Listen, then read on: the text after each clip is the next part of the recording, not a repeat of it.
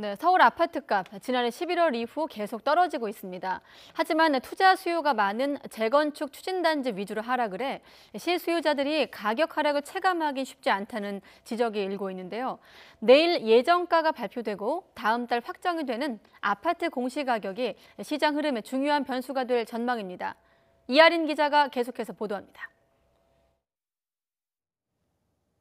투기 수요가 효과적으로 관리되고 있다고 판단을 하고 있습니다. 아울러서 공급 측면에서도 실수요자를 위한 충분한 공급 물량이 나오고 있고 앞으로의 계획도 완비돼 있기 때문에 네, 이처럼 정부는 이딴 부동산 대책이 효과를 톡톡히 봤다고 판단하고 있습니다. 실제로 서울 월간 아파트 값은 9.13 대책 발표 이후 4개월 동안 0.89% 떨어졌습니다. 하지만 대책 발표 직전 4개월 동안 3.25%, 직전 1년 동안 9.18% 오른 것과 비교하면 아직 하락폭이 미미한 것도 사실입니다.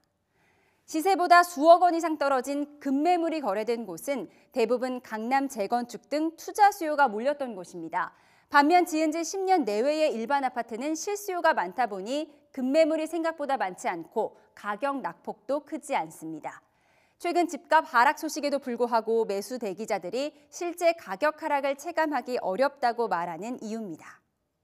재건축 단지나 고가 아파트 위주로 매매 가격이 하락했고 일반 아파트는 상대적으로 조정폭이 크지 않은 데다 오히려 뒤늦게 오르면서 9.13 대책 이후 고점을 형성한 곳도 있습니다.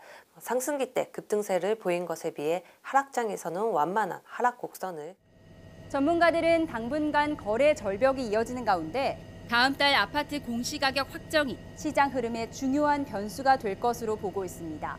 보유세 부과 기준인 오는 6월 1일 전에 집을 팔려는 사람이 늘어날 수 있다는 겁니다. 특히 내년부터는 공시가격이 오르지 않더라도 공정시장 가액 비율 등이 높아져 보유세 부담은 점점 더 커지게 됩니다.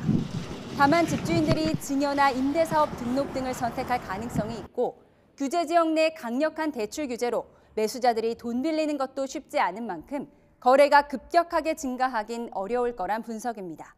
YTN 이하린입니다.